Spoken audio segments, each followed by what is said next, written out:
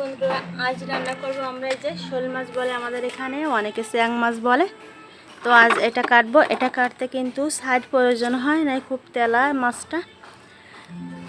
তো আমি চুলোয়ও রান্না করি, গ্যাসেও রান্না করি। তা আজ আমি ছাই নিয়ে নিচ্ছি কিছুটা। এটা প্রথমে একটু আচার দিয়ে মেরে নিলে ভালো হয়, তাহলে লাফালাফি করতে পারে।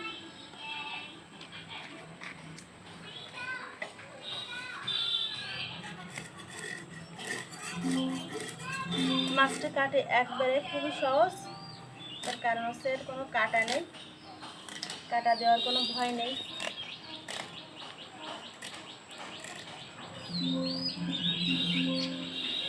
শুধু ভয় হচ্ছে যে কাটা কেটে না যায়, খুব লাফালাফি করে তো মাছটা, এই জন্য সাইডে দলিয়ে খুবই নরম থাকে। আমরা প্রথমে আঁচড়ে ফেলে দিচ্ছি। এটা কিন্তু কেটে ভালোভাবে ধোয়ার পরে হালকা লবণ দিয়ে তারপরে গরম জলতে ধুয়ে নিলে ভালো হয়। আর গরম জল ধুয়ে নিতে হয়। এই যে আমরা আঁচড়টা ফেলে নিলাম। খুব দ্রুত আর খুব সহজে মাছটি কাটা যায়। এটা হচ্ছে শোল মাছ, এই মাছটার নাম হচ্ছে শোল মাছ। হ্যাঁ, এটা কিন্তু খুবই স্বাদের মাছ।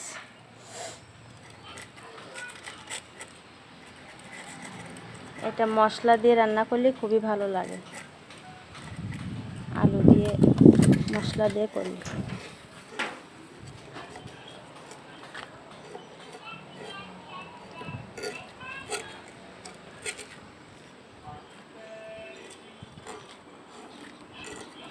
এই যে আমরা এটা কেটে নিলাম, এই আঁচটা ফেলে নিলাম। এবার এই যে পাঁচটা কেটে নেব।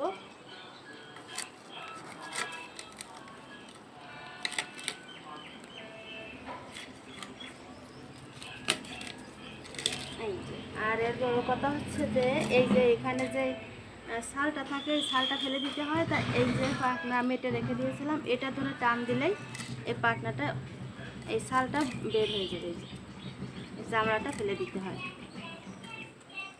এই যে খুব সহজে এটা ফেলে দেওয়া যায়, খালি মুখের পাশে এই ছালটা ফেলে দিতে হয়। এই যে সুন্দর মতো করে গেল। এবার আমরা ছোটো ছোটো করে কেটে নেব।